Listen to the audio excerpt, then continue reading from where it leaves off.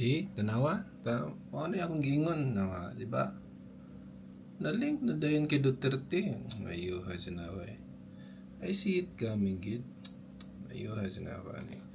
Missing Sabongeros links to Duterte drug war. May kay ko. Okay, kung yan po ang nakikita sa mga investigasyon, mas lalo pa po dapat itong palagigin yung pag-iimbestiga nito. Lalo kang konektado ang mga nagawang krimen kung ito man po ay mapapatunayan. Hindi po natin sinasabi na sila na po ay guilty, pero mas gusto po ng Pangulo, yung utos po talaga niya, na dapat mabigyan ng hustisya ang mga nagawang. Si link na dayon sa Duterte. Kaya, ay ba, layo palang kita na kayo na ako na siya.